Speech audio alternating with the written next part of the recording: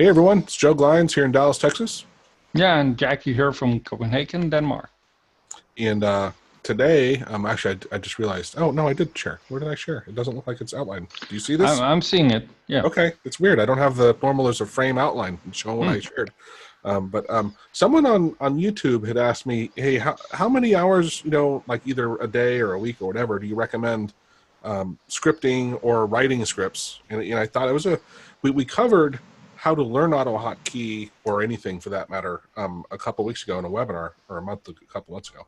But I thought it was a good question to ask. And Jackie and I actually, we both thought that was a good question, but we didn't discuss it. So I'm interested to hear what Jackie has to say. To me, one of the first things to think about, though, is, of course, where you are. What is where you are in your progress of learning? Like, are you starting from scratch versus have you been using it for 10 years and you're just, learning some new little things? That'll change how much time I would recommend. And then, of course, your goals, what you have to achieve, is another one. And of course, sadly, how much free time do you have, right? All those affect. I'd say goal might be one of the most important ones here, because how many hours a day, week, month should you spend to learn scripting? It depends on a lot of stuff. How good do you want to be? Do you want to get a job as a scripter, or do you want to be able to automate your work tasks, or do you just want to make an auto clicker? Or where are you at? What's your end goal, right? Because you could probably get one task done with just learning for a single day, depending on the task. But if you want to be able to solve tasks better, or if you want to share what you do with others, like colleagues or family or whoever you would share stuff like that with, then you would probably need some weeks and time each day for weeks to get good enough to have something worth sharing.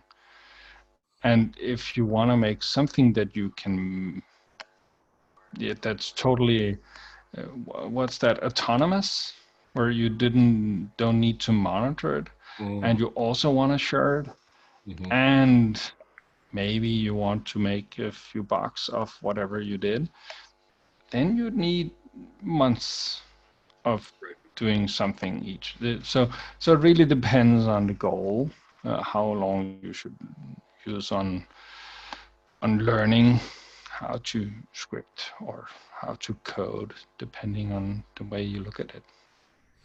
Yeah, I no matter what, though, I think we could probably both agree, unless you're doing a certain amount, let's say it's per day or per week. Let's say it's per week because it's a little easier because we don't have to do it every day.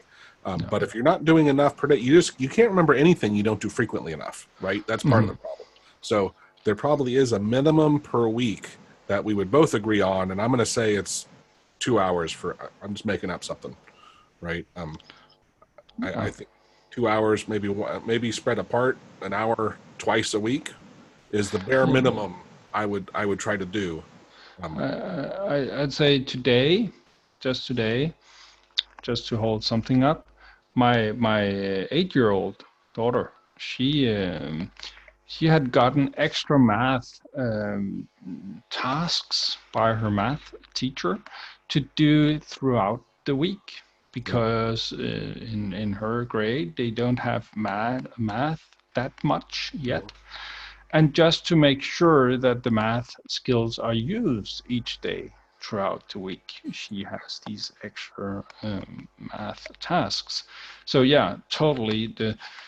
The more frequently you use it, the better you have of building upon what you already learned. That's for sure. And then, do you remember we watched those videos of one saying you needed to have done it for 10,000 hours to become an expert at it? Yeah.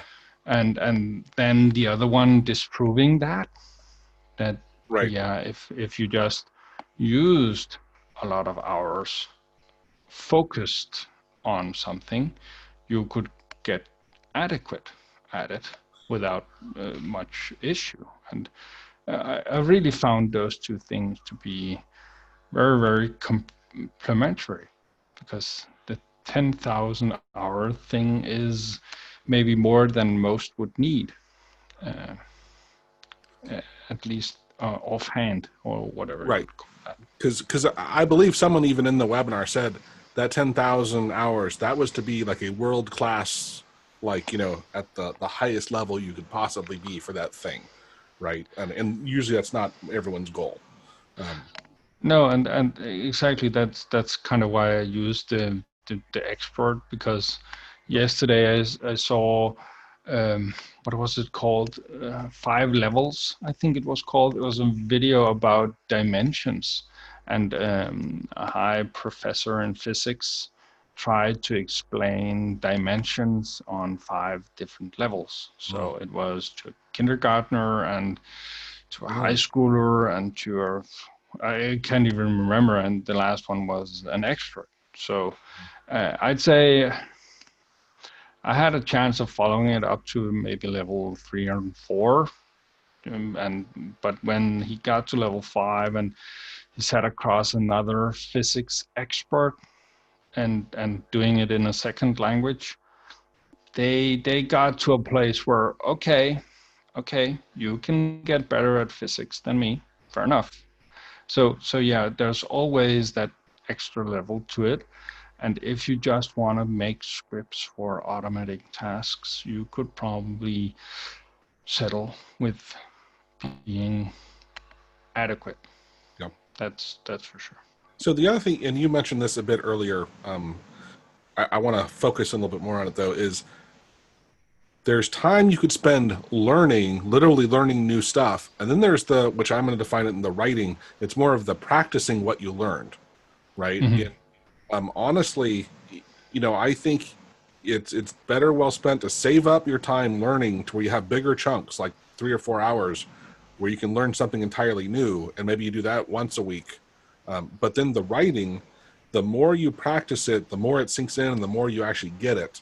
But those don't have to all be done like in a row, right? The more you spread them out over time, it'll help you cement that the pathways in your brain to help remember it. Yeah, absolutely. And learning something new might be that you have a task or a job or whatever that you hadn't solved before, and you go out researching how others have done it, and you might read and try to understand and search some more and read some more, and until you feel you have a grasp on it. But if you don't then write some of what you've learned into code or into a script and start trying to make use of it, next week you will have lost some of it. You might need to actually read up on it again. If you don't use the knowledge that you have acquired while it's still fresh, chance of you actually being able to portray that at a later date is, yeah, you need some kind of practice. Yeah. The other one was, it's sort of related to this, but I found it very interesting. I'm reading this book on copywriting and learning copy. I've been reading a lot on copywriting, but this one book, it mentioned to become a good copywriter or an excellent copywriter, find examples of good pieces of direct mail where people convince it, and then write them by hand over and over, right? And because when you start writing it yourself, you start adapting the patterns. It becomes like how you think and how you do stuff. And the thought occurred to me of like, even just looking at better examples of code and working through them and rewriting them in the way that someone else solved it in a more advanced way can really help you, I think, even if you're borrowing from it and you don't look at it, but you write it. And then if you have to go back and cheat, look at a little, but you come back and you rewrite it and work through it, that will be a much better way to really cement your knowledge of it. Yeah. I don't know if it's a direct correlation of what you're saying, but I know from firsthand that if let's say it's a weird example, but let's say I need to go down and get pizzas for the party, and it's my friend's treat, and he gives me his credit card, and he tells me his code, and I go down and buy the pizza, and I would say the code to myself all the way down there Yeah. to remember it. That's fine. And I'd probably have forgotten it by the end of the evening. But if he writes it down and I take the note and I read that a few times, the chance of me remembering the image of the note the next day, it's much higher for someone like me. I can't speak for others, but to me that just says it. And I know for others that if they are the ones writing it down, so if he says it to them and they actually are the ones writing it on a piece of paper, they would have an even higher chance of remembering it by the end of the week or so. So yeah, every level of things, because you actually need to use some other pathways in your brain to actually be able to write what you hear. And by both seeing it, writing it, and hearing it, and then using it, the chance of you forgetting it is quite low. In those books I've been reading, so I read with the highlighter, right? So I always highlight it, but then I write notes about what I read, the bullets, like I write out notes in the page. And now what I've even done is I then take those notes, and the really important ones, I have a second set of like really cliffhanging notes of just bullets, and I rewrite it again. And I can tell you, like, my retention of that stuff is just, it's amazing how much more it sinks in, because I've highlighted it when I read it, I really thought about it, but then I wrote, some notes on it, and then I've summarized it into a clearer, crystallized thing. And I'm like, wow, I'm absorbing it much better and keeping it in mind. So, I think anyway, the practice of actually writing, really does help you more than you might think. Yeah, and I had a school home meeting with my son's school teacher today, and he's in kindergarten, and they're learning letters, and some of them are starting to read words and stuff like that. And it's like, let him follow along when you read, and then let him read the words that he's able to read, and let him re-explain what you read. So he actually tells you what he heard with the words that he read himself and stuff like that, just because the conversation about the text makes it much more meaningful to him. And interesting. Yeah. It's just the idea of not just having him see and hear, but also respond. Yeah. You know what? So that's a great tip. Sorry, but I'm gonna capitalize on what you just said. When you're borrowing someone else, or when you're stealing someone else's work, go through and re-annotate, right? And by you summarizing what it's doing, I think it'll really help you remember and understand what's going on there, instead of reading what they wrote, right? And just the fact of annotating alone, I think, helps you understand more what's going on. But yeah, that's awesome. Yeah, the Bobby head method, or whatever that one is called. I do know that it works. I've done it, and even with a colleague or someone else or whatever. Just the idea of having something that's hard to work through, but explaining it to someone else. I've learned multiple times over that just having it on paper or having it on the screen, but needing to explain it to someone else, that just cements it. It's just, oh yeah. Right. You rethink it. Yeah. You get it on a new level. Chad or Maestrieth the other day, when he codes, he talks a lot to himself, right? And the other day I was doing something, and he goes, "What?" And I'm like, "Oh, I said I'm starting to take after you. I was actually talking out loud to myself of what I was doing." But it does help you. I think even just saying it helps you. Cool. Well, hopefully I guess it gets back to, so if you were, we covered about the minimum amount of time, but I would say if you can, 5 to 10 hours a week would be great if you can do that, right? That's a good pace. What I think I've mentioned plenty of times, Gabe and I would do codecations where we would spend like a week, or at least 5 days, doing 12 to 15 hour days, and granted we'd take, you know, like a dinner break or a lunch break, but we worked side by side and hammered through stuff. It was amazing learning experiences. And we would also purposely take a nap like in the middle of the day, because we'd be hitting it so hard, and then I wanted to take a little nap because it helps when you sleep. It helps cement that in your brain as well. But and we would work together and discuss what we learned, and it's really empowering. But that's a lot of commitment, right? Which I think a lot of people don't have the time or resources to be able to do that. But yeah, so I think that's my answer for the 5 to 10 hours a week is a good steady pace to be learning new code, and it's not too aggressive. Yeah, and the idea of learning it, 5 to 10 hours, you wouldn't be only researching and reading, but you would also use some of those 5 to 10 hours of actually writing, right. Just because you had split up the 2 questions or whatever. I'd say, to me, it would be quite a good amount of copy pasting what someone else did and then trying to rewrite it or repurpose it to my need.